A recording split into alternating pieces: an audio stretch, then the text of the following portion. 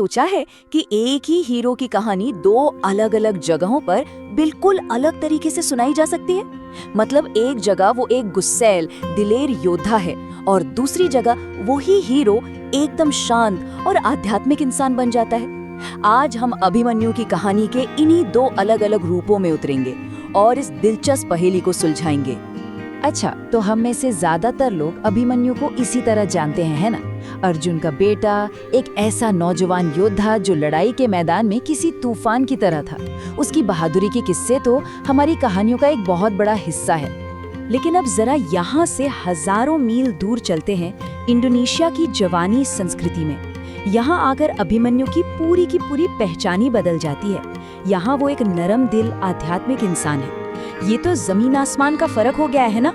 तो सवाल यही उठता है कि भाई एक ही किरदार इतना अलग कैसे हो सकता है? इसका जवाब जब हमें मिलेगा तो ये भी समझ आएगा कि कहानियां सिर्फ किस्से नहीं होती, वो किसी भी कल्चर के दिल की धड़कन होती हैं, उनके उसूलों का आईना होती है। तो इस फर्क को ठीक से समझने के लिए हमें सबसे पहले जड़ से शुरू करना होगा, मतलब महाभारत वाले अभिमन्यु से। वो असल में था कौन? चलिए उसकी पहचान और विरासत पर एक नजर डालते हैं। अब देखिए, वो सिर्फ अर्जुन का बेटा नहीं था, बल्कि भगवान कृष्ण का भतीजा भी था। उसे जन्मवीर का खिताब मिला था, मतलब जो पैदा ही वीर हुआ हो।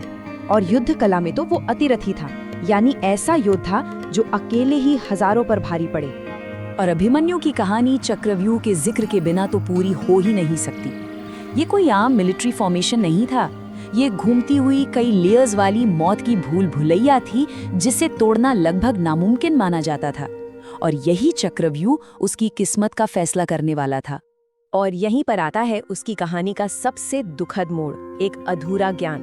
उसने माँ के गर्भ में चक्रव्यूह में घुसना तो सीख लिया था, लेकिन बाहर निकलने का तरीका सुनने से पहले ही उसकी माँ सो गई, और यही आधा अधूरा ज्ञान उसके अंत की वजह बन गया। चलिए अब हम चलते हैं जावा की ओर और देखते हैं कि वहाँ ये कहानी कैसे एक बिल्कुल नया मोड़ लेती है। वहाँ अभिमन्यु को अभिमन्यु कहा जाता है, और वो एक योद्धा से ज्यादा एक आध्यात्मिक और रहस्यमय इंसान है।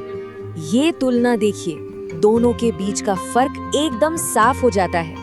एक तरफ महाभारत का आग जैसा तेजस्वी और भयंकर योद्धा, तो वहीं दूसरी तरफ वायंग कठपुतली का शांत, ईमानदार और जिम्मेदार अभिमन्यु। ये दो बिल्कुल अलग शख्सियतें हैं। जावनीज कहानी में अभिमन्यु को कुछ दैवीय शक्तियां दी गई हैं। उसके पास हिदायत है, मतलब हर चीज को समझने की एक गहरी समझ, और मकुथा राजा है जो उसने कड़ी तपस्या से हासिल किया। मतलब यहाँ उसकी ताकत सिर्फ हथियारों में नहीं, बल्कि उसके आध्यात्मिक ज्ञान में है। जावनीज कहानी में अभिमन्यु की किस्मत का फैसला युद्ध के मैदान की कोई चाल नहीं करती, बल्कि उसके निजी रिश्ते और एक बहुत जरूरी कसम करती है। चलिए देखते हैं ये कहानी आगे कैसे बढ़ती है। यहाँ एक बहुत बड़ा ट्विस्ट है।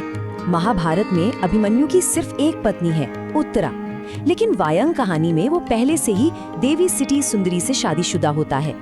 ये छोटा सा बदलाव ही उसकी पूरी कहानी को एक नई दिशा में मोड़ देता है। और यहीं आकर कहानी का पूरा फोकस बदल जाता है।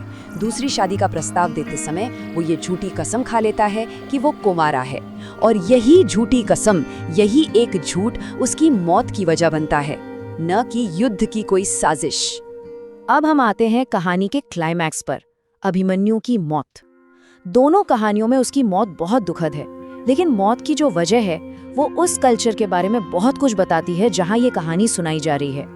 महाभारत में अभिमन्यु की मौत युद्ध के नियमों को तोड़ने का नतीजा है। उसे अकेले घेर कर, निहत्था करके एक साथ 7 बड़े बड़े योद्धा मारते हैं। ये एक बाहरी धोखा है जहां दुश्मन ने धर्म और युद्ध के सारे नियम ताक पर रख दिए।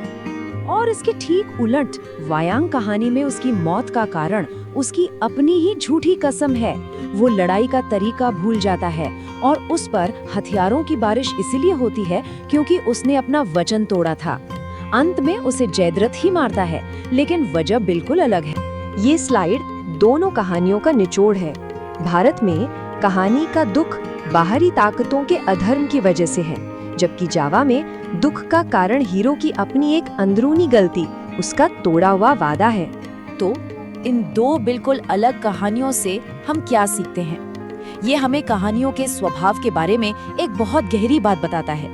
ये दिखाता है कि कैसे एक कहानी जब एक जगह से दूसरी जगह सफर करती है तो वो वहाँ के रंग में ढल जाती है। महाभारत की वीरता और न्याय की कहानी जब जावा पहुंची तो वो व्यक्तिगत जिम्मेदारी और अपनी बात पर टिके रहने की कहानी बन गई। आखिर में बात ये है कि कहानियाँ पत्थर पर लिखी लकीरें नहीं होती, वो जिंदा होती हैं, सांस लेती हैं और जिस समाज में सुनाई जाती हैं उसी का रूप ले लेती हैं। अभिमन्यु की कहानी इसका एक जबरदस्त उदाहरण है। और ये हमें एक बहुत ही दिलचस्प सवाल के साथ छोड़ जाता है।